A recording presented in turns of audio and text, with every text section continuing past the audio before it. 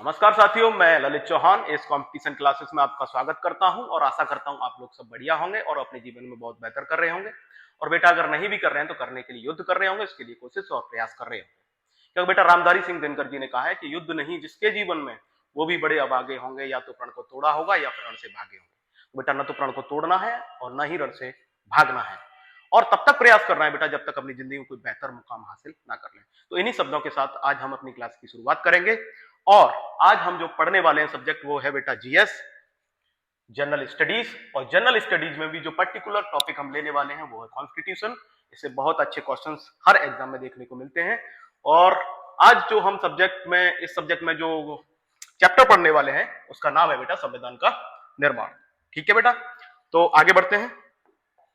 पहले तो मैं इस पर्टिकुलर सब्जेक्ट का आपको इंपोर्टेंस बताना चाहूंगा। इस पर्टिकुलर सब्जेक्ट से हर एक एग्जाम में बहुत ज्यादा क्वेश्चन आते हैं और हमेशा आते रहेंगे, चाहे बेटा वो आपका एसएससी का एग्जाम हो, कोई भी सीजीएल हो गया, जीडी हो गया, सीएचएसएल हो गया, एमटीएस हो गया, चाहे रेलवे का एग्जाम हो बेटा, चाहे कोई पुलिस का एग्जाम हो, दिल्ली पुलिस मान लीजिए, यूपी पुलिस मान लीजिए, और भी बहुत सारे जो वनडे एग्जाम होते हैं, या फिर यहां तक कहें कि यूपीएससी एंड पीसीएस, इन सारे एग्जाम्स में इस पर्टिकुलर सब्जेक्ट से क्वेश्चन पूछे जाते हैं। और ये जो आज हम पढ़ने वाले हैं उसका नाम है बेटा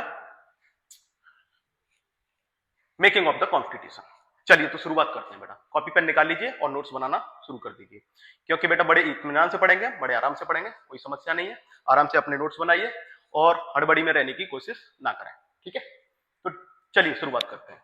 तो बेटा सबसे पहले बात करते हैं संविधान की। तो संविधान है क्या?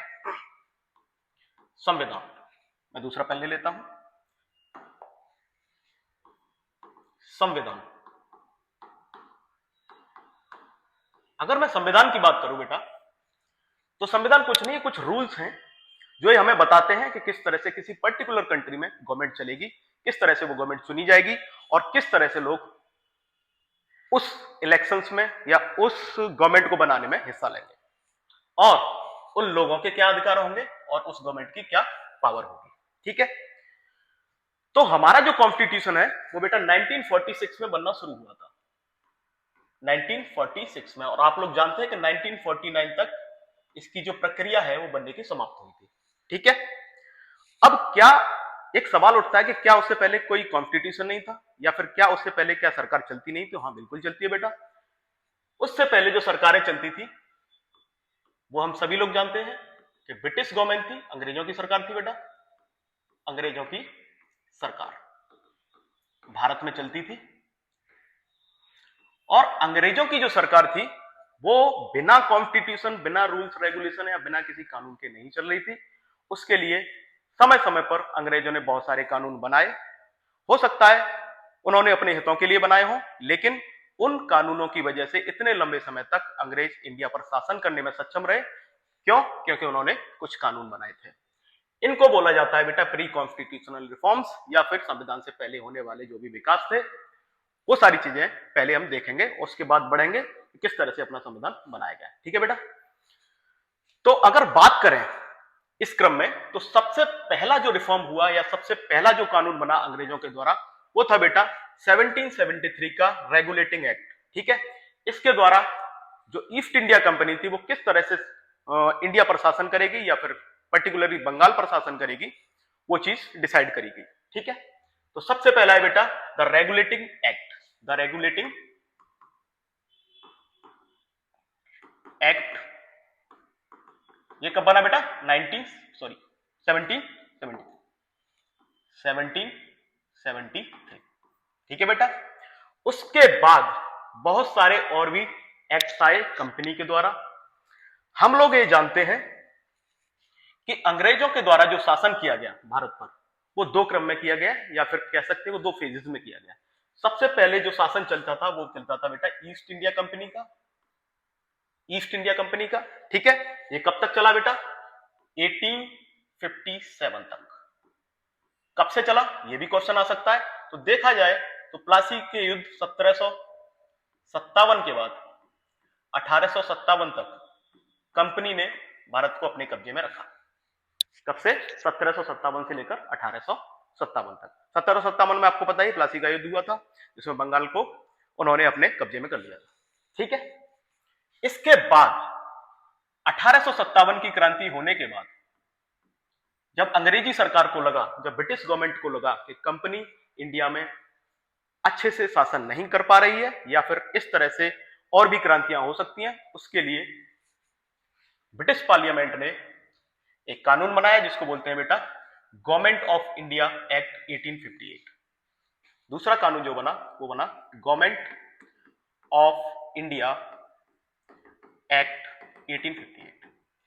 इस कानून के द्वारा कंपनी का जो शासन था वो खत्म हो गया इंडिया के अंदर, और जो शासन होने लगा अब वो डायरेक्ट ब्रिटिश रूल अप्लाई हो गया इंडिया के अंदर, ब्रिटिश रूल। इसका मतलब ये है कि India came under the British crown. Okay, India directly came under the British crown, British crown. उस समय पर जो महारानी थी उनका नाम आप जानते ही हैं, महारानी एलिजाबेथ। ठीक है, और इस समय पर एक चीज और हुई। सबसे पहले शुरुआत में जब कंपनी शासन करती थी तो कंपनी पे शासन करने के लिए सबसे बड़ा जो अधिकारी होता था या फिर कंपनी की तरफ से जो शासन कर रहा था उसे बोलते थे बेटा गवर्नर जनरल। गवर्नर जनरल, और गवर्नर जनरल जो था 1857 में उसका नाम था लॉर्ड कैनिंग, लॉर्ड कैनिंग। और इसी को 1858 में भारत का पहला वायसराय भी चुना गया, वायसराय। इसका मतलब यह है बेटा कि गवर्नर जनरल की जो पोस्ट हुआ करती थी वो अब किस पोस्ट से जानी जाने लगी? वायसराय के पोस्ट से। और पहला भारत का वायसराय जो था वो कौन था? Lord Canning. तो क्वेश्चन बनता है कि पहला भारत का वायसराय कौन था? तो वो है लॉर्ड कैनिंग। और या फिर ये कहें कि कंपनी की तरफ से जो लास्ट गवर्नर जनरल जो था वो कौन था? वो भी लॉर्ड कैनिंग ही है। ठीक है, इतनी बात आप याद रखेंगे, ये क्वेश्चन कई बार पूछा जा चुका है। इससे आगे बढ़ते हैं। आगे बढ़ने के साथ अब हम देखेंगे कि कंपनी जो है उसका रूल खत्म हो चुका है, ब्रिटिश गवर्नमेंट का रूल शुरू हो चुका है। तो ब्रिटिश गवर्नमेंट ने कई सारे कानून बाद में बनाए। उसमें सबसे इंपॉर्टेंट एक कानून आता है बेटा council act, Indian council act, Indian council act. यह कब बना बेटा? 1909 में। इसको मॉर्ली मिंटो रिफॉर्म भी बोलते हैं, मॉर्ली मिंटो रिफॉर्म। ठीक है, ये कानून बनाया गया। कानून बनाने का उद्देश्य सिर्फ इतना था कि जो कांग्रेस है या फिर कांग्रेस के अदर लीडर हैं वो क्या सोच रहे थे कि किसी भी तरह से हमें शासन चलाने में हमारा भी योगदान होना चाहिए। उसकी मांग को पूरा करते हुए समय समय पर अंग्रेजों ने कुछ कानून बनाए। उसमें से एक कानून इंडियन काउंसिल एक्ट 1909 का भी है। ठीक है, इसमें काउंसिल में इंडियंस की थोड़ी भागीदारी बढ़ा दी गई। काउंसिल कहां होती थी बेटा? दो तरह की काउंसिल होती थी पहले। एक तो प्रोविंसेस, प्रोविंसेस मतलब राज्य होते थे, उसमें काउंसिल होती थी जिनको बोलते थे प्रोविंशियल काउंसिल, प्रोविंशियल काउंसिल। और एक होती थी बेटा गवर्नर जनरल की सेंट्रल काउंसिल। यहां पर मेंबर की संख्या बढ़ाई जाती थी। ठीक है बेटा, इसके बाद जो कानून बनाया गया वो बनाया गया 1919 में, जिसको बोला गया बेटा भारत सरकार अधिनियम 1919। ठीक है, इस समय पर जो भारत के वायसराय थे उनका नाम है लॉर्ड चेम्सफोर्ड। इसको एक और नाम से जाना जाता है जिसका नाम है मॉन्टेग्यू चेम्सफोर्ड रिफॉर्म या मैंटफोर्ड रिफॉर्म। कह सकते हो कि 1919 में जो बना उसका क्या नाम है बेटा? मैंटफोर्ड रिफॉर्म, मैंटफोर्ड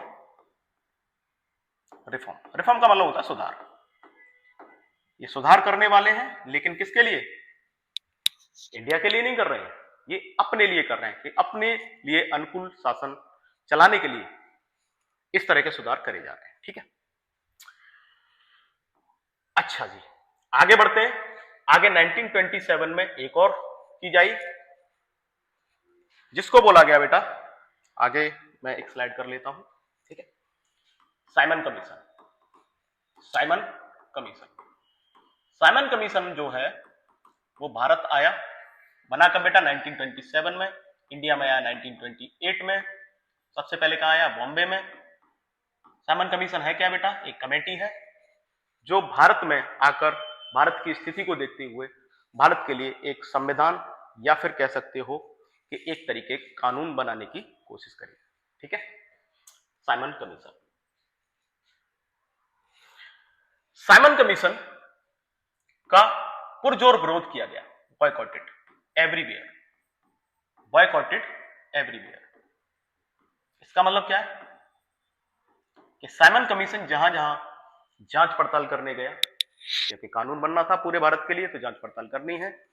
इंडिया की स्थिति क्या है उस समय की, उस स्थिति को देखते हुए इनको कानून बनाना था, तो वो जांच पड़ताल के लिए जहां जहां गया बेटा वहां इसका विरोध किया गया। क्यों विरोध किया गया? क्यों? क्योंकि इसके 7 मेंबर्स थे बेटा, 7 मेंबर्स, और वो 7 मेंबर्स जो थे ऑल वाइट्स। सारे लोग कैसे थे बेटा? अंग्रेज थे। इसमें किसी भी भारतीय को रिप्रेजेंटेशन नहीं दी थी। No Indian was member of commission. अब आप मुझे एक बात बताइए, भारत के लिए कानून बनाया जा रहा है, ठीक है, जो भारत में शासन को किस तरह से चलाया जाए वो चीज डिसाइड करेगा, और उसमें कोई भी भारतीय नहीं है। जिन लोगों के द्वारा बनाया जा रहा है, जिन लोगों के द्वारा उस चीज पर रिसर्च करी जा रही है, उसमें कोई भी भारतीय नहीं। तो ऐसा कैसे हो सकता है? तो क्या ये कभी भारतीयों के लिए अनुकूल शासन बना पाएंगे? नहीं बना पाएंगे। क्यों? क्योंकि इनको भारत की स्थितियों का पता ही नहीं था। ठीक है, तो इस वजह से हर जगह पर साइमन कमीशन का विरोध किया गया। तो साइमन कमीशन ने अपनी रिपोर्ट तैयार करी 1930 तक। ठीक है बेटा, 1930 तक रिपोर्ट तैयार करने के बाद वापस लौटा साइमन कमीशन, और साइमन कमीशन वापस लौटा तो इसकी रिपोर्ट जो थी उसका कोई ज्यादा महत्व है नहीं। ठीक, इसके बाद अंग्रेजों के द्वारा जो काम किया गया वो था राउंड टेबल कॉन्फ्रेंस, गोल मेज सम्मेलन, गोल मेज सम्मेलन। ठीक है बेटा, इसको बोलते हैं आरटीसी, राउंड टेबल कॉन्फ्रेंस। ठीक, ये 1930 में सबसे पहली बार हुई, फिर हुई 1931 में, और एक हुई 1930। ठीक है बेटा, 3 राउंड टेबल कॉन्फ्रेंसेस हुई हैं, और सारी बेटा कहां पे हुई हैं? लंदन में। ठीक, इसमें क्या था बेटा कि आप लंदन आइए। सारी किससे बोला गया? कांग्रेस के अलावा जो अदर पार्टी थी, और पार्टियों में जो भी लीडर थे उन सबको न्योता दिया गया कि आप राउंड टेबल कॉन्फ्रेंस के लिए लंदन आइए, और वहां पर भारत के लिए एक अच्छा कानून बनाने के लिए डिस्कशन किया जाएगा और कोशिश करी जाएगी। ठीक है, आप इतना याद रखिए इसमें कि 3 राउंड टेबल कॉन्फ्रेंस हुई। पहली राउंड टेबल कॉन्फ्रेंस जो हुई है 1930 वाली, उसमें गांधी ने हिस्सा नहीं लिया और ना ही कांग्रेस ने हिस्सा लिया। इंडियन नेशनल कांग्रेस और गांधी ने कोई भी पार्टिसिपेशन नहीं किया। तो इसका कोई महत्व भी नहीं है, क्योंकि उस समय पर जो कांग्रेस थी वो बहुत बड़ी पार्टी थी, और गांधी जी तो वो बहुत बड़े फिगर थे। अगर ये दोनों ही उस कानून की प्रक्रिया में शामिल नहीं है तो उस कानून का भी कोई मतलब नहीं है।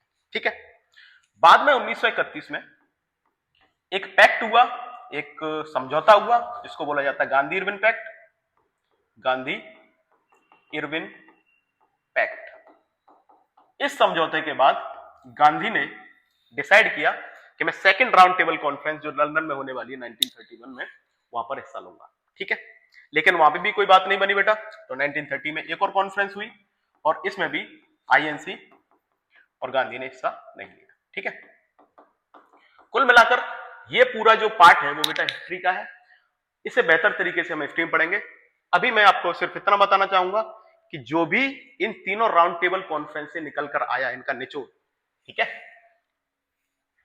वो उसके लिए एक व्हाइट पेपर बनाया गया। व्हाइट पेपर का मतलब होता है जो भी डिबेट डिस्कशन यहां पर जो भी हुए वो सारे चीजों का कंक्लूजन। ठीक है, निष्कर्ष। और वही निष्कर्ष जो है गवर्नमेंट ऑफ इंडिया एक्ट 1935 के रूप में अंग्रेजी पार्लियामेंट ने हमें दिया। ठीक है, गवर्नमेंट ऑफ इंडिया एक्ट 1935, या फिर कह सकते हैं भारत सरकार अधिनियम 1935। इस पर्टिकुलर कानून के द्वारा भारत के लिए कह सकते हो कि फेडरलिज्म की व्यवस्था करेगी, एक फेडरलिज्म की व्यवस्था करेगी। इसको हम वैसे डिटेल में पढ़ेंगे बाद में। इसके लिए जान लीजिए बस कि पहली बात तो ये है कि ये जो कानून बना पर्टिकुलर वो कभी लागू हो नहीं पाया, ठीक है। दूसरी बात यह है कि इस कानून का बहुत बड़ा पार्ट आज के जो हमारा प्रेजेंट कॉन्स्टिट्यूशन जो है उसमें लिया गया है, ठीक है। तो ये हमारे कुछ इस तरह की चीजें थी जो अंग्रेजों के द्वारा कानून बनाने के लिए करी गई। तो सबसे पहला हम देखेंगे 1773 द रेगुलेटिंग एक्ट। उस समय पर जो भारत के गवर्नर जनरल हैं, सॉरी बंगाल के गवर्नर जनरल बोलेंगे क्योंकि भारत का गवर्नर जनरल उस समय कोई नहीं था। उस समय पर जो हुआ करता था वो बंगाल का गवर्नर जनरल था, और ये बंगाल का गवर्नर जनरल कौन है बेटा? वॉरेन हेस्टिंग उस समय पर, ठीक है। फिर 1858 में लॉर्ड कैनिंग थे, कौन है ये? वायसरॉय भी हैं। और 1909 में ये वायसरॉय है लॉर्ड मिंटो। 1919 में लॉर्ड चैम्सफोर्ड। ये जो सर जॉन साइमन है ये उस समय के वायसरॉय नहीं है। इनका नाम मैंने इसलिए डाला है कि ये जो है वो अध्यक्ष थे किसके? साइमन कमीशन के। उस समय पर जो वायसरॉय थे वो ये व्यक्ति हैं जिनका नाम है लॉर्ड इरविन, जिनके साथ गांधी जी ने समझौता किया, ठीक है। और इसके बाद गवर्नमेंट ऑफ इंडिया एक्ट जो सबसे इंपॉर्टेंट एक्ट रहा, बहुत बड़ा एक्ट था, हालांकि कभी लागू नहीं हो पाया। उस समय पर जो भारत के गवर्नर जनरल या फिर कह सकते हो वायसरॉय थे वो थे लॉर्ड विलिंगटन, ठीक है। इतनी बात क्लियर होगी शायद, ठीक। आगे बढ़ते हैं बेटा।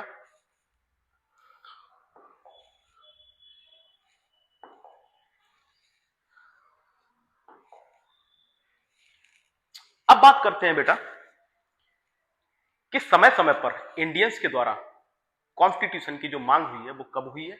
इससे बहुत इंपॉर्टेंट क्वेश्चन बनता है, ठीक है। कौन कौन से क्वेश्चन बनते हैं मैं आपको बताता चलूंगा, आप ध्यान से पढ़िए, ठीक। तो सबसे पहले बेटा अगर बात करें तो सबसे पहले 1895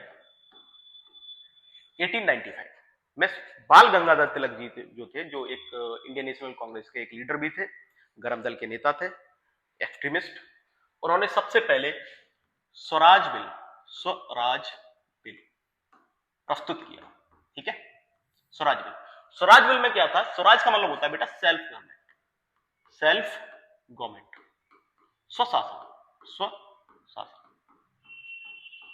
इसका मतलब ये है कि डिमांड ये जो थी वो पहली बात तो कॉन्स्टिट्यूशन के लिए पर्टिकुलरली नहीं थी, ये पर्टिकुलर जो डिमांड थी वो शासन के लिए थी कि हमें अंग्रेज क्या करें कि हमें एक तरीके से राइट दें कि हम खुद के लिए शासन कर सकें, या फिर जो भी कानून बने वो इंडियंस के द्वारा बनाए जाए, ठीक है।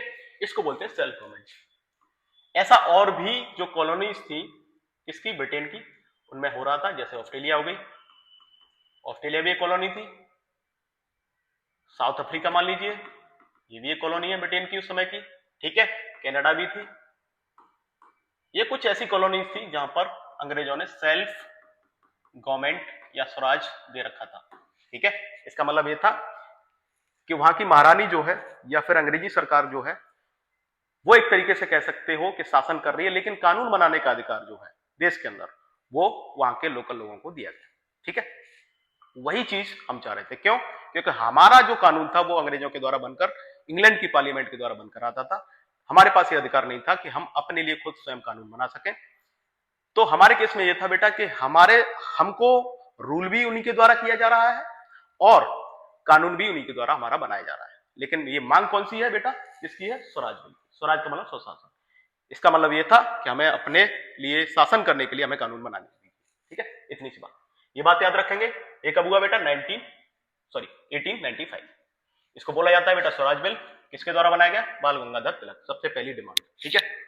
संविधान की डिमांड नहीं है, स्वराज बिल लगभग एक तरीके से संविधान की तरह।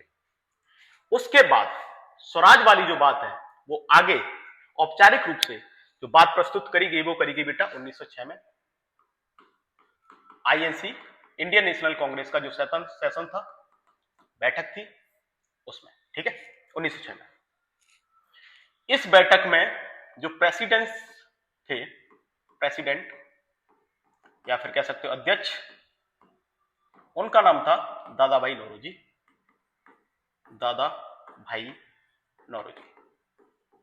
इनके द्वारा दूसरी बात, औपचारिक रूप से दूसरी बार स्वराज की डिमांड करी थी। ठीक है, तीसरे जो आते हैं हमारे, वो आते हैं हमारे महात्मा गांधी जी।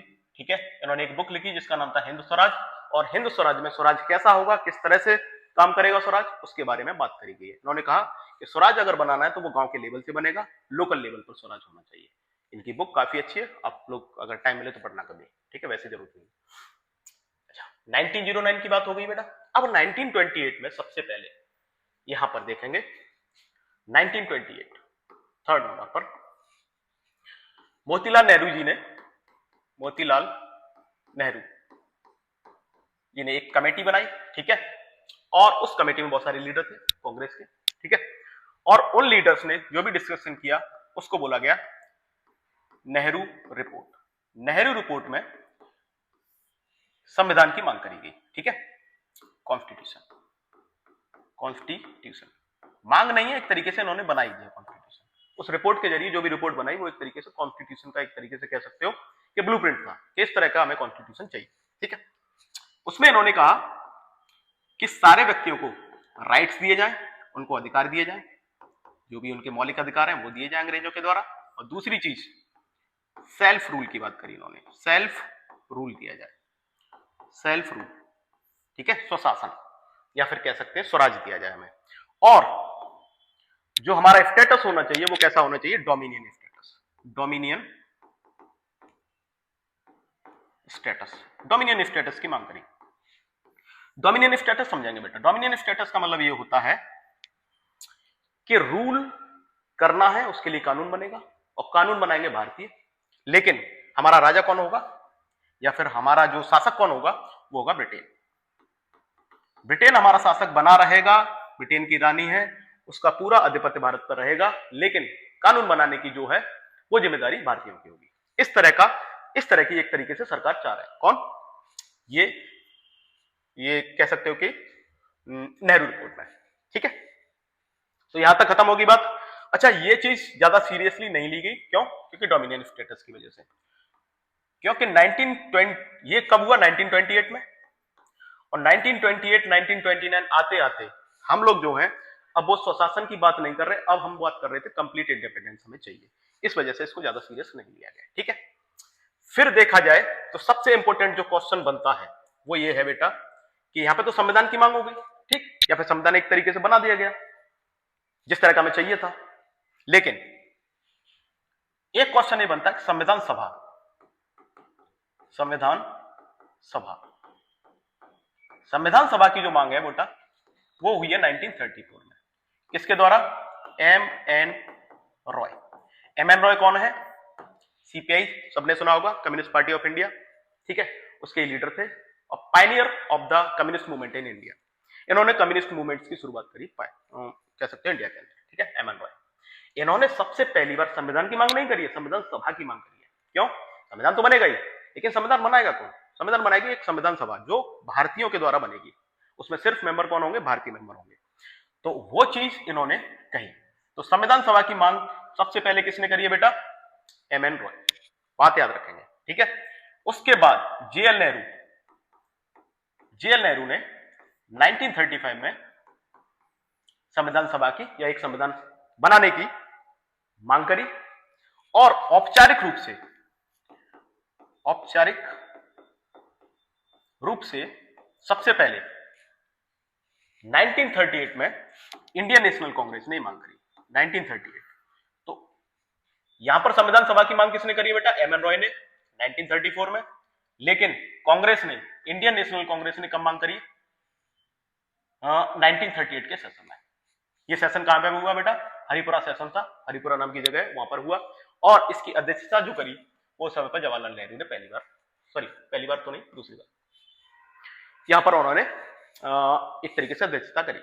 ठीक है, तो ये कुछ डिमांड्स हैं जहां पर संविधान की समय समय पर मांग होती रही। सबसे पहले बाल गंगाधर तिलक स्वराज बिल, उसके बाद दादा भाई नौरोजी ने इंडियन नेशनल कांग्रेस का जो सेशन हुआ कलकत्ता के अंदर, वहां पर मांग करी स्वराज की। यहां तक स्वराज की बात हो रही है। देखिए, महात्मा गांधी ने हिंद स्वराज में अपनी जो बुक है उसमें लिखा कि स्वराज किस तरह का होगा। उसके बाद नेहरू रिपोर्ट आई जिसमें संविधान बना ही दिया गया, एक तरीके से ब्लूप्रिंट बनाया गया कि किस तरह का संविधान हमें चाहिए। ठीक है, उसको बोला जाता है नेहरू रिपोर्ट। उसके बाद संविधान सभा जो संविधान बनाएगी उसकी मांग सबसे पहले करी एम एन रॉय ने, ठीक है, 1934। और उसके बाद जवाहरलाल नेहरू ने 1935 में कहा कि हमें संविधान चाहिए, उसके लिए संविधान सभा बननी चाहिए। और इसको ऑफिशियली इंडियन नेशनल कांग्रेस ने कब सपोर्ट किया? 1938 में जवाहरलाल नेहरू ने प्रेसिडेंटशिप करी, और ये सेशन जो था वो कहां पे हो रहा था? हरिपुरा में। ठीक है बेटा, इतनी बात क्लियर हो गई होगी। अच्छा, ये सारी डिमांड्स जो है वो अंग्रेजों ने सुनी, हाँ थोड़ी बहुत सुनी, उसके लिए समय समय पर वो छोटे मोटे कानून भी बनाते रहे, लेकिन ज्यादा सीरियसली लिया नहीं। ठीक है, सीरियसली लेंगे आगे चल के, कब लेंगे मैं बताता हूं। इसके बाद हुआ क्या बेटा? 1939 में एक इवेंट शुरू हुआ जिसका नाम है world war second.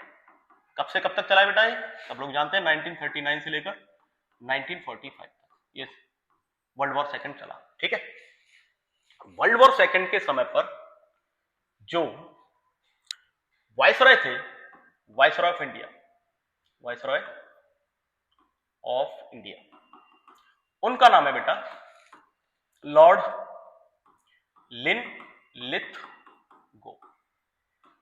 Lord Linlithgow. ठीक है, जब वर्ल्ड वॉर सेकेंड शुरू हो गया तो लॉर्ड लिनलिथगो ने कहा कि इंडिया वर्ल्ड वॉर सेकेंड में हमारा साथ देगी। ठीक, पहली बात। जबकि इंडियन से नहीं पूछा गया कि हमें वर्ल्ड वॉर में साथ देना है उनका या नहीं देना है, इंडियंस जो हैं उनको नहीं पूछा गया। ठीक है, इसका मतलब क्या है कि वो लोग ये मान के चल रहे हैं कि हमारे सब्जेक्ट्स हैं, इनसे तो पूछने की जरूरत नहीं है।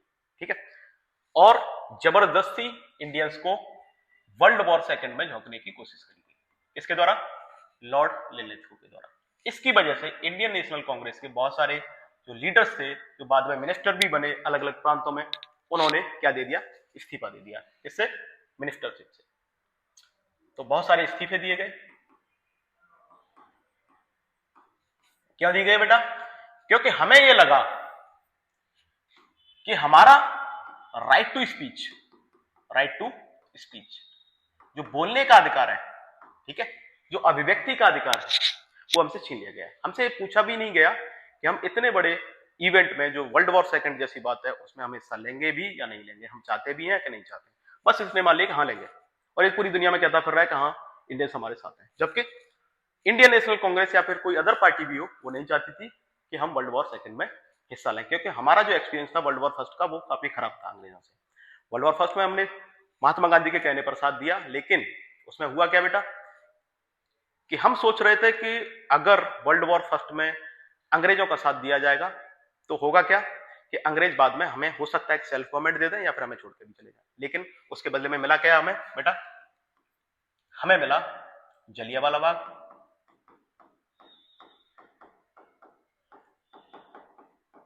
रॉलेट एक्ट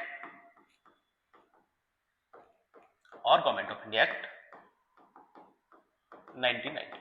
इस तरह की चीजें हमें मिली, जिससे हमारी आंखें खुल गई कि अंग्रेज हमें छोड़ नहीं वाले आसानी से। ठीक है, तो इस वजह से हमने डिसाइड किया, या फिर इंडियन नेशनल कांग्रेस ने डिसाइड किया कि वर्ल्ड वॉर सेकेंड में हम इनका साथ नहीं देंगे। ठीक है, क्यों? क्योंकि हमको तो इन्होंने पूछा भी नहीं, हमारे पास राइट टू स्पीच है नहीं है, बिल्कुल नहीं है, क्योंकि कोई पूछ ही नहीं रहा हमें। इस वजह से राइट टू स्पीच का हमारा उल्लंघन हुआ है, और गांधी जी ने आह्वान किया कि इंडिविजुअल सत्याग्रह किए जाए इसके खिलाफ। किसके खिलाफ इंडिविजुअल सत्याग्रह हो रहे हैं बेटा? इंडिविजुअल सत्याग्रह। इंडिविजुअल सत्याग्रह का मतलब होता है बेटा एक तरीके से व्यक्तिगत सत्याग्रह, व्यक्तिगत सत्याग्रह। किसके खिलाफ हो रहा है व्यक्तिगत सत्याग्रह? व्यक्तिगत सत्याग्रह हो रहा है जो अंग्रेज हैं वो हमें जबरदस्ती घसीट रहे हैं वर्ल्ड वॉर सेकंड में हमारी बिना मर्जी के, इसके खिलाफ हो रहा है बेटा। ठीक है, सबसे पहले जो सत्याग्रही थे वो थे बेनो। ये कब से कब तक शुरू हुआ? 1940 से शुरू हुए, 1941 तक चले। ठीक है, व्यक्तिगत सत्याग्रह में सिर्फ एक आदमी सत्याग्रह करता था। इस तरह का जो सत्याग्रह था वो सबसे पहले किसने शुरुआत किया? विनोबा भावे जी ने, विनोबा भावे। दूसरे जो सत्याग्रही थे बेटा वो थे जवाहर लाल नेहरू जी। तीसरे जो सत्याग्रही हैं, 3 के ही पूछे जाएंगे ज्यादा से ज्यादा अगर पूछे। ब्रह्मदत्त, ठीक है, ब्रह्मदत्त जी हैं। इसके अलावा भी बहुत सारे लीडर थे, जैसे पटेल साहब भी थे, उन्होंने भी किया है, लेकिन इनका कोई ज्यादा फायदा नहीं हुआ। ठीक है, अब ये जो हम सत्याग्रह कर रहे हैं उसका असर अंग्रेजों पर ये हुआ कि अंग्रेजों ने क्या किया,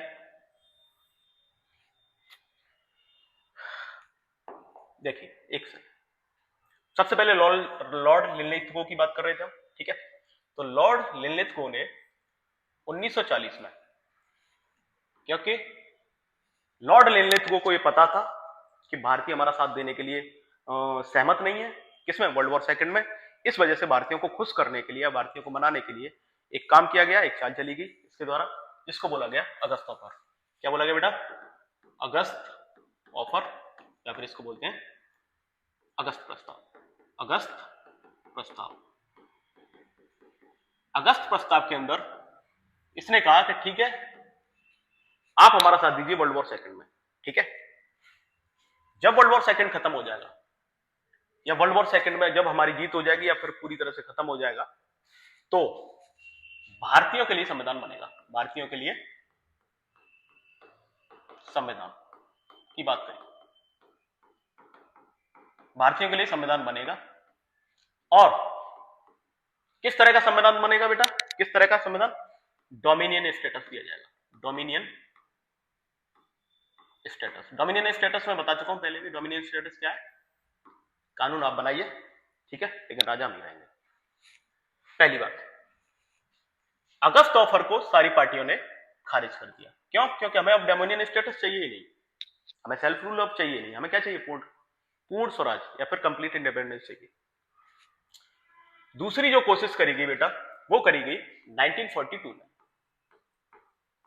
जब बहुत सारे, अभी मैंने जो बताया कि बहुत सारे जो हैं इंडिविजुअल सत्याग्रह या फिर व्यक्तिगत सत्याग्रह होने लगे, तो अंग्रेजों को लगा कि नहीं, हमें इंडियंस की जो मांगे हैं उनको पूरा करने के लिए, क्योंकि अभी हमारे पास क्या है, अभी हमारे पास स्थिति बुरी है, क्योंकि हम वर्ल्ड वॉर में फंस चुके हैं पूरी तरह से। ठीक है, और उस समय पर शुरुआती दौर में जर्मनी इंग्लैंड को काफी अच्छे से धो भी रहा था, तो इस वजह से उनको थोड़ा सा कंसर्न ये हुआ कि इंडियंस का हमें साथ चाहिए, अगर इंडियंस का हमें साथ नहीं मिला तो हम इंडिया में रूल ठीक से नहीं कर पाएंगे उस समय पर। तो 1942 में एक और काम किया गया जिसका बोला गया इन्होंने Cripps mission. Cripps mission, Cripps mission क्या था बेटा, ये ब्रिटेन की पार्लियामेंट के द्वारा बनाया गया एक कमेटी थी। ठीक है, ये जो थी उसके जो कह सकते हो कि चेयरमैन थे, चेयरमैन या फिर अध्यक्ष, वो थे सर स्टैफर्ड क्रिप्स। ठीक, sir Stafford Cripps. Sir Stafford Cripps ने क्या बात बोली यहां पर आके बेटा, कि ठीक है भाई, अगर आप संविधान चाहते तो संविधान बनेगा, भारतीयों के लिए संविधान बनेगा। ठीक है, भारतीय संविधान बनेगा, किसके द्वारा बनाया जाएगा, भारतीयों द्वारा, भारतीयों द्वारा। ठीक, तीसरी बात जो इन्होंने बोली, वो इन्होंने बोली कि स्टेटस बेटा डोमिनियन ही होगा, डोमिनियन स्टेटस मिलेगा। चौथी बात बोली, अच्छा एक चीज बता देता हूं मैं चौथी बात में, पहली बात तो सिर्फ एक ही संविधान सभा बनाई जाएगी, एक ही संविधान सभा बनेगी। ठीक है, लेकिन उस समय पर दो पार्टियां थी, इंडियन नेशनल कांग्रेस और मुस्लिम लीग। मुस्लिम लीग के जो लीडर हैं वो थे मोहम्मद अली जिन्ना, आपको पता ही होगा, और इंडियन नेशनल कांग्रेस के जो लीडर थे उस समय पर वो थे जवाहरलाल नेहरू जी। दोनों का मत ये था, इन मुस्लिम लीग ये चाहती थी उस समय पर कि अभी हमें क्या चाहिए, अलग पाकिस्तान चाहिए। अलग पाकिस्तान चाहिए इसका मतलब अलग कंट्री चाहिए हमें, अलग कंट्री चाहिए तो उसके लिए अलग संविधान होगा, और अलग संविधान है तो इसके लिए अलग संविधान सभा बनाई जाए। ठीक है, इंडियन नेशनल कांग्रेस का यह मानना था कि हमें डोमिनियन स्टेटस नहीं चाहिए। तो डोमिनियन स्टेटस की बात जो हुई उस पर तो कांग्रेस को अच्छा नहीं लगा, और दूसरी बात कांग्रेस ये भी नहीं चाहती थी उस समय पर कि भारत के दो हिस्से हों। ठीक है, और एक ही संविधान बनेगा, इस बात पर मुस्लिम लीग को पसंद नहीं आई ये बात। ठीक है, तो मुस्लिम लीग ने रिजेक्ट कर दी। क्यों, क्योंकि मुस्लिम लीग चाहता है कि दो संविधान सभाएं बनाई जाए, एक पाकिस्तान जो नया बनेगा कंट्री उसके लिए और एक भारत के लिए। ठीक है, इतनी बात समझ में आई। तो क्रिप्स मिशन का भी कोई मतलब नहीं निकला, ये भी फेल हो गया। किस बात पर? आईएनसी और मुस्लिम लीग के झगड़े के बीच में। आगे अगर बात करें तो आगे जो बात करेंगे वो करेंगे बेटा हम 1944 में संविधान बनाने के लिए एक और कोशिश करेगी, या फिर संविधान को सजेशन करने के लिए एक और कोशिश करेगी 1948, जिसको बोलते हैं सीआर मिशन। सीआर मिशन का मतलब क्या है? एक लीडर थे कांग्रेस के सी राजगोपालाचारी, उन्होंने कहा कि भाई ठीक है, संविधान बनेगा, पाकिस्तान और इंडिया के लिए बनेगा, लेकिन एक जनमत संग्रह कराया जाएगा। जनमत संग्रह, जनमत संग्रह का मतलब लोगों से वोट कराया जाएगा कि लोग पाकिस्तान बनाने के पक्ष में है भी या नहीं। अगर पाकिस्तान बनाने के पक्ष में होंगे ज्यादातर लोग तो बनेगा, अदरवाइज नहीं बनेगा। तो ये सीआर फॉर्मूला बोला जाता है, सॉरी सीआर मिशन नहीं, CR formula, sorry CR formula.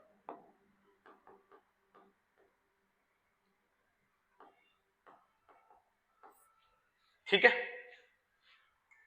चलिए सीआर फॉर्मूला के बाद जो एक और बात हुई वो हुई बेटा लॉर्ड वॉवेल के द्वारा। लॉर्ड वॉवेल कौन है?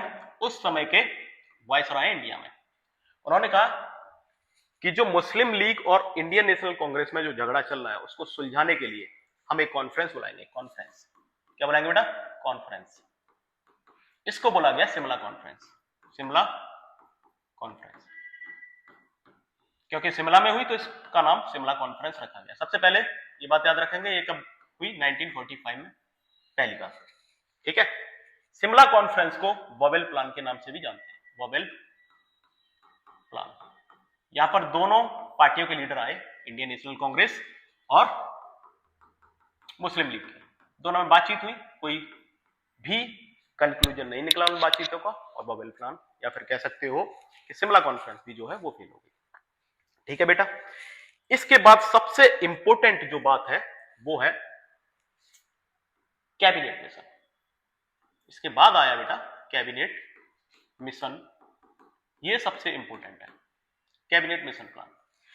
कैबिनेट मिशन प्लान का मतलब क्या है कि एक कमेटी दोबारा से भेजी गई अंग्रेजों के द्वारा। कब भेजी गई बेटा? 1946 में, जब अंग्रेजों को लगा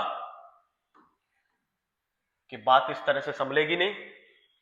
इंडिया के अंदर भी क्या हो रहा था? संविधान बनाने के लिए इंडिया में क्या चल रहा है बेटा?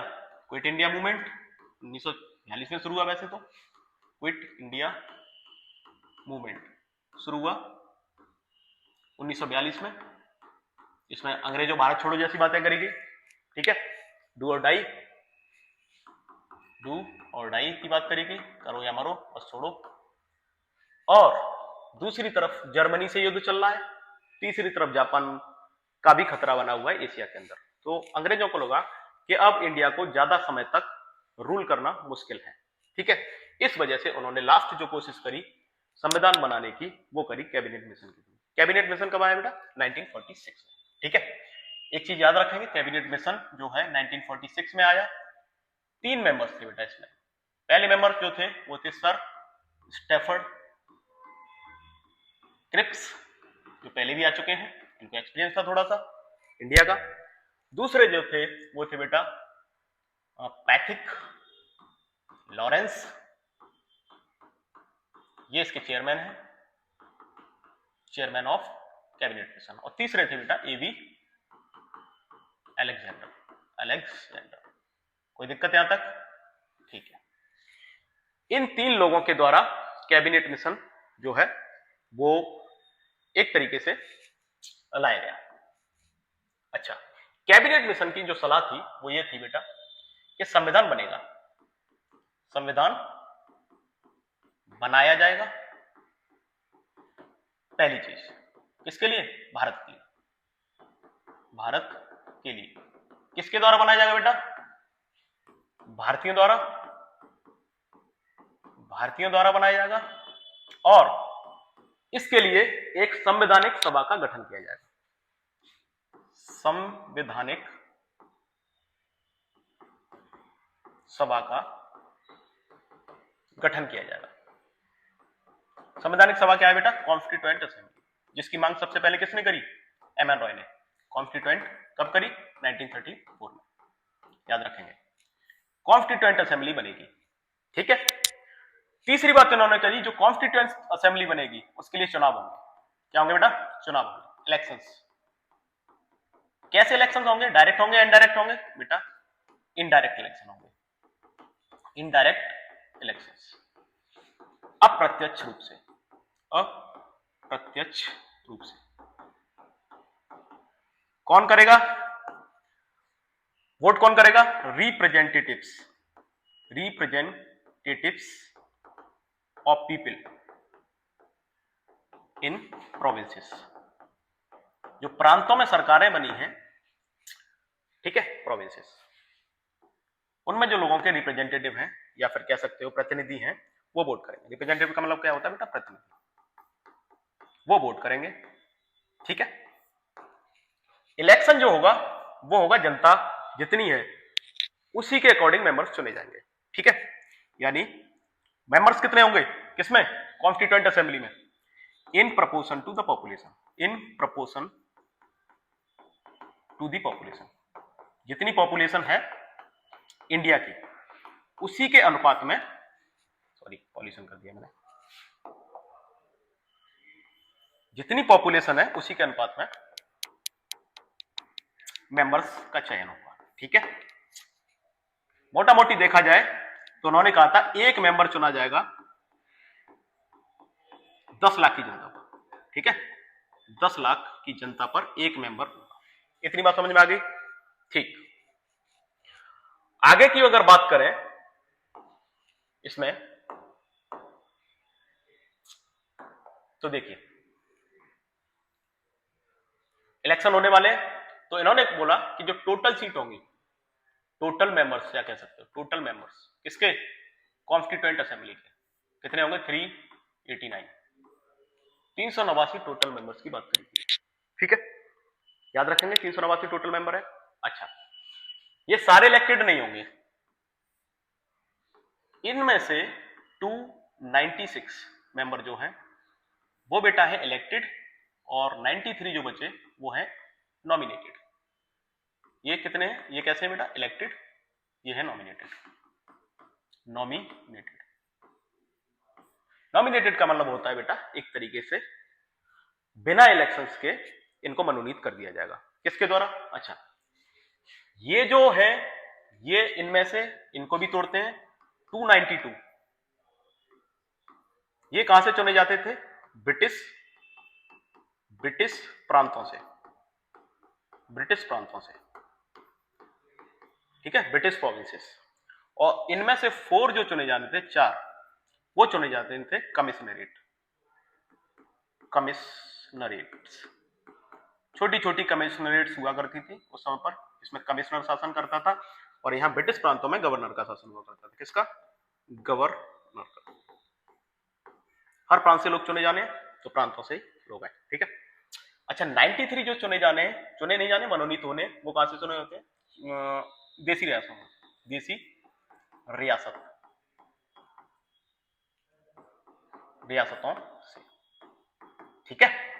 देसी रियासतें हुआ करती थी, वहां से मनोनीत होकर आने थे। तो ये थोड़ा सा याद रखना, टोटल 389 मेंबर चुने जाने हैं, चुने भी जाने, मनोनीत भी होने उनमें से, ठीक है। चुने जो जाने वो 296, मनोनीत जो होने वो 93। मनोनीत कहां से होंगे? देसी रियासतों से। और चुने जाएंगे कहां से? 2 जगहों से, ब्रिटिश प्रांतों से। ब्रिटिश प्रांतों की जो संख्या थी उस समय पर 11 थी, ठीक है। और कमिश्नरेट जो हुआ करती थी, छोटी छोटी छोटे छोटे प्रांतीय मान लीजिए उनको, जहां पे गवर्नर नहीं होता था, कमिश्नर होता था, वो कितनी थी बेटा? 4। तो इस तरह से चुनाव होना है, ठीक है। चलिए आगे बढ़ते हैं। तो देखेंगे यहां पर, एक सेकंड,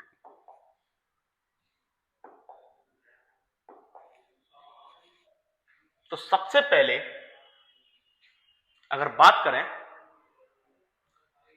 तो कैबिनेट मिशन ने अपनी जो प्रस्तुति दी, कह सकते हो कि कैबिनेट मिशन ने जो अपनी रिकमेंडेशन दी वो कब दी बेटा? 16 मई 1946 को। इलेक्शन की बात करी उन्होंने, तो इलेक्शन भी शुरू हो गया 9 जुलाई 1940 को। 9 जुलाई 1946 को बेटा चुनाव प्रक्रिया शुरू हो गई। चुनाव प्रक्रिया, इतनी बात याद रखेंगे। चुनाव प्रक्रिया कब शुरू हुई है बेटा? 9 जुलाई को। और चुनाव का जो रिजल्ट रहा वो कुछ इस तरह से रहा कि बहुत सारी पार्टीज थी, जिसमें सबसे बड़ी पार्टी थी वो इंडियन नेशनल कांग्रेस थी। उसने जो टोटल सीटें जीती वो कितनी जीती बेटा? 208। इसके बाद मुस्लिम लीग, इसने जो टोटल सीटें जीती वो जीती बेटा 73। और बाकी जो सीटें थी वो जीती इंडिपेंडेंट मेंबर्स। इंडिपेंडेंट का मतलब स्वतंत्र रूप से जो लड़ रहे हैं, किसी भी पार्टी से नहीं है। कितनी सीटें थी उनके पास? 15 सीटें। ठीक है, सभी वर्गों के लोगों को रिप्रेजेंटेशन मिली, सभी वर्गों के लोग चुने गए। ठीक है, कोई भी ऐसा वर्ग नहीं था जो या फिर जिसको रिप्रेजेंटेशन ना मिली, चाहे वो एससी हो, चाहे वो एसटी हो बेटा, चाहे कोई माइनॉरिटी हो, ठीक, चाहे वो किसी भी रिलीजन का हो, हिंदू मुस्लिम सिख ईसाई, चाहे वो महिला हो, वुमेन। टोटल ये क्वेश्चन पूछा जाता है कि टोटल मेंबर्स जो थे उनमें से महिलाएं कितनी थी? तो 15 वुमेन थी। किसमें? कॉन्स्टिट्यूएंट असेंबली में। इतनी बात याद रखेंगे। ठीक है, चलिए, तो ये चुनाव हो गया। चुनाव होने के बाद लेकिन कैबिनेट मिशन की एक चीज और बता देता हूं मैं आपको, इंपॉर्टेंट। कैबिनेट मिशन जो था उसने भी ये कहा कि सिर्फ और सिर्फ भारत के लिए ही क्या बनेगा? संविधान सभा बनेगी। संविधान सभा केवल एक ही होगी। संविधान सभा जो बनेगी या चुनी जाएगी वो केवल भारत के लिए, केवल भारत के लिए। पाकिस्तान की जो मांग थी मुस्लिम लीग की, उसको कंसीडर नहीं किया। किसने? कैबिनेट मिशन ने। इसकी वजह से मुस्लिम लीग को थोड़ा सा यहां पर लगा कि हम इसमें हिस्सा नहीं लेंगे। ठीक है, और कह सकते हो कि इनके जो लीडर थे, जिनका नाम है मोहम्मद अली जिन्ना, मोहम्मद अली जिन्ना, उन्होंने कहा कि जो भी कह सकते हो कि संवैधानिक सभा चुनी गई है उसका हम विरोध करेंगे। ठीक है, और उसके लिए इन्होंने एक प्रस्ताव पारित किया। कब किया बेटा? 14 अगस्त को। 14 अगस्त, इसको बोला कि हम 14 अगस्त को ये प्रस्ताव पारित किया गया। किसका? डायरेक्ट एक्शन का। और बोला गया डायरेक्ट एक्शन का मतलब होता है एक तरीके से डायरेक्टली हम प्रोटेस्ट करेंगे इसके लिए। ठीक है, बंगाल में इसकी वजह से बहुत सारे दंगे भी हुए। और इसका जो दिन रखा गया वो रखा गया बेटा 16 अगस्त। तो पूछा जाता है क्वेश्चन, 16 अगस्त या फिर डायरेक्ट एक्शन डे कब मनाया गया? मनाने का मतलब नहीं, मतलब कब किया गया? तो 16 अगस्त। ठीक है, इतनी बात समझ में आ गई अभी। चलिए आगे बढ़ते हैं। अब बेटा कुछ इंपॉर्टेंट इवेंट्स हुए। अब मान के चलिए कि पूरी तरह से चुनाव भी हो चुके हैं, लोग भी चुने जा चुके हैं। मुस्लिम लीग ने डायरेक्ट एक्शन डे मनाया। इसका मतलब क्या है कि मुस्लिम लीग अब इसमें संवैधानिक सभा में हिस्सा नहीं लेगी। ठीक है, तो देखा जाए तो मैं एक चीज बता दूं आपको कि कॉन्स्टिट्यूएंट जो असेंबली बनी, कॉन्स्टिट्यूएंट असेंबली, इसमें मुस्लिम लीग ने हिस्सा नहीं लिया और ना ही प्रिंसली स्टेट्स, इससे दूर है। प्रिंसली स्टेट्स ये भी दूर रही बेटा। ठीक है, तो मुस्लिम लीग की जो 73 सीटें जीती थी उन्होंने वो हिस्सा नहीं लेंगे। और 93 सीट जो जीती थी, किसने जीती नहीं थी, मतलब मनोनीत करी गई थी किसके द्वारा? प्रिंसली स्टेट्स के द्वारा या फिर देसी रियासतों के द्वारा, वो भी इसमें हिस्सा नहीं लेने वाले। ठीक है, कोई दिक्कत नहीं। यहां तक ये चीज याद रखना कि मुस्लिम लीग ने नहीं हिस्सा लिया है, तो इसका मतलब मोहम्मद अली जिन्ना भी इसके मेंबर नहीं बने। मोहम्मद अली जिन्ना एक इंपॉर्टेंट फिगर और हुआ करते थे उस समय पर, सबसे इंपॉर्टेंट फिगर महात्मा गांधी। महात्मा गांधी, महात्मा गांधी ने कोई इलेक्शन लड़ा नहीं था, तो ये भी कॉन्स्टिट्यूएंट असेंबली के हिस्सा या मेंबर नहीं थे। ठीक है, अब प्रिंसली स्टेट तो दूर हो गई। इतनी बात समझ में आ गई। ठीक है, क्वेश्चन पूछा जाता है कि क्या महात्मा गांधी ने कॉन्स्टिट्यूएंट असेंबली में हिस्सा लिया? तो इसका जवाब है नहीं। आगे बढ़ते हैं बेटा। चलिए 1946 आते आते 2 सितंबर को 1946 में, 2 सितंबर 1946 यहां पर अंतरिम सरकार चुनी गई। ठीक है, अंतरिम सरकार का मतलब क्या है कि 14 अगस्त 1946, फिर उसके बाद 2 सितंबर 1940 को अंतरिम सरकार चुनी गई यानी सरकार चलाने के लिए अंग्रेज से छोड़ने वाले, तो यहाँ पे सरकार रहेगी नहीं किसी की भी। सरकार कौन चलाएगा फिर? इंडियंस ही चलाएंगे। अब इंडियंस का इलेक्शन तो हुआ नहीं अभी सरकार के लिए, तो जब इलेक्शन के बिना सरकार बनाई जाए उसको बोलेंगे अंतरिम सरकार। वो कब बनी बेटा? 2 सितंबर 1946 को, ठीक है। और सबसे इंपॉर्टेंट क्वेश्चन जो आते हैं वो मैं बताता चलूंगा। इंपॉर्टेंट डेट लिखते जाइए। 9 दिसंबर 1946 संविधान सभा की सबसे पहली बैठक हुई, सबसे पहली बैठक, ठीक है। पहली बैठक में कौन कौन हिस्सा नहीं ले रहा है? मुस्लिम लीग हिस्सा नहीं ले रही है और प्रिंसली स्टेट भी इससे दूर, ठीक है। सबसे पहली बैठक कब बताएंगे बेटा? 9 दिसंबर 1946। और 9 दिसंबर 1946 को डॉक्टर सच्चिदानंद सिन्हा को, डॉक्टर सच्चिदानंद सिन्हा जो एक वरिष्ठ नेता थे, उनको अध्यक्ष चुना गया। किसका? कॉन्स्टिट्यूएंट असेंबली या फिर संवैधानिक सभा का अध्यक्ष। कैसे अध्यक्ष थे? टेम्पररी। टेम्पररी का मतलब क्या है? कि चुने नहीं गए थे। फ्रांस की एक परंपरा है, उसके अकॉर्डिंग, फ्रांस की परंपरा के अकॉर्डिंग, क्योंकि सबसे वरिष्ठ थे तो इनको कहा गया कि आप अध्यक्षता करिए पहले दिन की, फ्रांस की परंपरा, ठीक है। फिर दूसरे दिन 10 दिसंबर को कोई मीटिंग नहीं हुई, 11 दिसंबर को मीटिंग हुई। 11 दिसंबर को जो मीटिंग हुई बेटा, उसमें चुनाव हुआ किसका? अध्यक्ष का। अध्यक्ष चुना गया। कौन अध्यक्ष चुना गया? डॉक्टर राजेंद्र प्रसाद। कौन है बेटा? डॉक्टर राजेंद्र प्रसाद। तो पूछा जाएगा क्वेश्चन, सबसे पहले इलेक्टेड मेंबर या सबसे पहले परमानेंट मेंबर कौन थे? अस्थायी मेंबर, सॉरी मेंबर कह रहा हूं, स्थायी अध्यक्ष जो कौन थे? वो थे डॉक्टर राजेंद्र प्रसाद। इनके अलावा एक उपाध्यक्ष भी चुने गए, उपाध्यक्ष जिनका नाम था एच.सी. वर्मा, ठीक। और संविधान के सलाहकार, संविधान के सलाहकार की भी बात करेगी, सलाहकार, इनको बोला जाता है कॉन्स्टिट्यूशनल एडवाइजर, कॉन्स्टिट्यूशनल एडवाइजर। इनका जो नाम था वो था बेटा सर B.N. राव। याद रखेंगे, कई बार क्वेश्चन आ चुका है कि संविधान के जो एडवाइजर थे या सलाहकार थे वो कौन थे, तो उनका नाम है सर B.N. राव। इतनी बात क्लियर है। तो ये 9 दिसंबर की बात होगी, 11 दिसंबर की बात होगी, ठीक है। इसके अलावा आगे बढ़ते हैं। बेटा 13 दिसंबर, ये थोड़ा सा मिसप्रिंट हो गया, 13 दिसंबर की बात करते हैं। 13 दिसंबर को क्या हुआ? इंपोर्टेंट चीज देखेंगे। उद्देश्य प्रस्ताव पारित किया गया। उद्देश्य प्रस्ताव कहां पर? कॉन्स्टिट्यूएंट असेंबली में। तो उद्देश्य प्रस्ताव कब पारित किया गया बेटा? 13 दिसंबर को पेश किया गया। पेश किया गया। पूछा जाता किसके द्वारा किया गया? डॉक्टर जवाहरलाल नेहरू के द्वारा,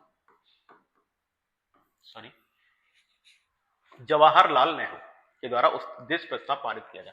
उद्देश्य प्रस्ताव अगर आपको पढ़ना है तो पढ़ने की जरूरत नहीं है, आपने प्रस्तावना पढ़ी होगी या प्रीएम्बल पढ़ा होगा कॉन्स्टिट्यूशन का, वो एक बार जाकर पढ़ लीजिए। वो कह सकते हो उसका एक कंक्लूजन है, निचोड़ है इसका उद्देश्य प्रस्ताव का, जिसमें राइट्स की बात करी गई, ठीक है, जिसमें संप्रभुत्वता या सॉवरेनिटी की बात करेगी, सॉवरेनिटी, संप्रभुत्व। भारत कैसा होगा? संप्रभुत्व राष्ट्र होगा जिसमें सबके पास अधिकार होंगे, ठीक है, चाहे वो माइनॉरिटी हो चाहे वो सिटीजन्स हो, सबके पास अधिकार होंगे। उसकी बात हम बाद में करेंगे। तो सबसे पहले याद इतना रखना है कि उद्देश्य प्रस्ताव कब पारित किया गया, पेश किया गया? 13 दिसंबर 1946 को, 1946। और इसको पास कब किया गया बेटा? 22 जनवरी 1947 को। 1947 को क्या हो गया? पारित हो गया, पारित हो गया, ठीक। इतनी बात याद रखें। जवाहरलाल नेहरू ने इसको पेश किया था। आगे बढ़ते हैं। इसके बाद चलिए, इसके बाद की बात हम कल करते हैं, ठीक है। आज के लिए इतना ही करते हैं और मैं समझता हूँ कि आपके लिए ये जो लेक्चर है वो काफ़ी ज़्यादा बेनिफिशियल रहा होगा, और मैं चाहता हूँ कि हमें आप सपोर्ट करिए, क्योंकि हमारा एक नया चैनल है ये, ठीक है? और इसी तरह के बेहतरीन वीडियो मैं लाता रहूँगा, ठीक है? आराम से पढ़ाई करेंगे, सारे वीडियो आपको मिलेंगे। इसमें जो भी रह गया है वो मैं अगले लेक्चर में आपको कराऊँगा। तब तक के लिए जय हिंद।